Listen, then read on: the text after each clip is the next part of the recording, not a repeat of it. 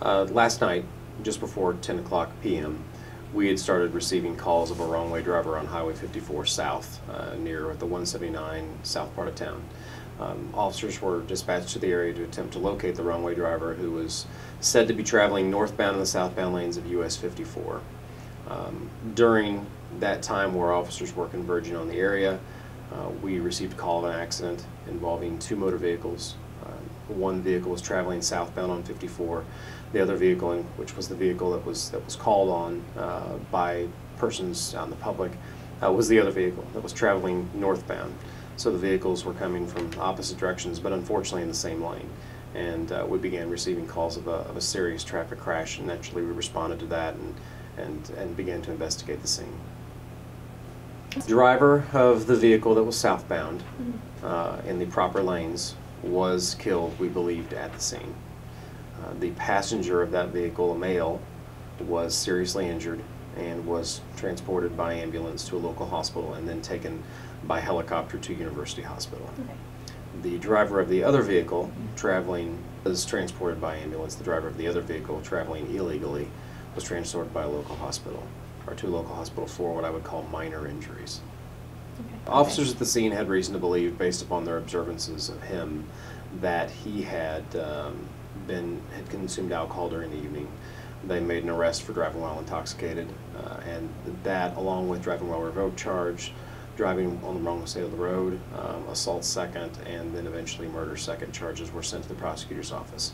After he was treated and released from the hospital, he was taken to Cole County Jail. Well, he sits there with no bail, I think, right now. We do know, and we can confirm that basically the driver who was doing the right thing, driving properly, the female that was killed, was not violating any traffic laws, nor is there any reason to suspect she was doing anything wrong.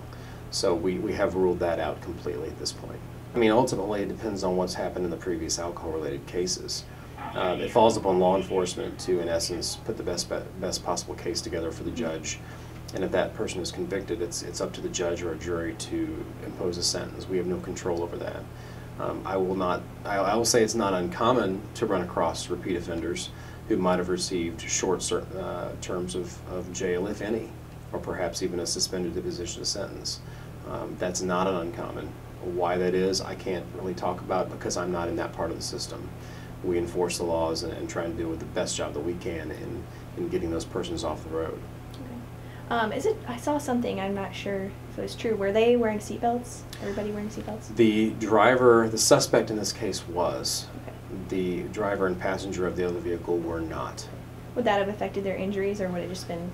I don't know. We really don't know. There was a significant amount of damage. Two vehicles in a 60-mile-an-hour zone coming from opposite directions, more or less colliding head-on, is a tremendous amount of force. Oh, yeah. So, we don't really know. I'm not sure that we can speculate as to exactly, first of all, what the speeds were of both vehicles. Like I said, there was no reason to believe that the driver, the young lady that was killed, was doing anything wrong. So we don't suspect that.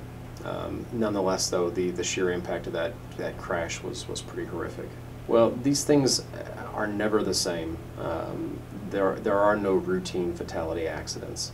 And when you introduce a teenager just getting out of high school, starting their life, it makes it much more tragic in so many ways because she was doing nothing wrong. There was nothing she could have done differently.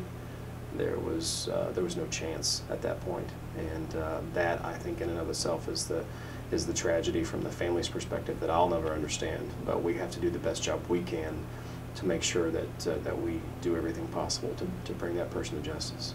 Okay. Well, I mean, it can vary. It depends on the number of times they've been arrested before, or how many times they've been convicted if they have a suspended imposition of sentence or an SES. It can really vary, and getting somebody hurt in a traffic crash adds so much more to it, clearly, because there's the thought that getting behind the wheel, not only being drunk and getting behind the wheel, but then making that decision to do so and hurting someone else, is a whole nother level. So, and that's what's happened in this case.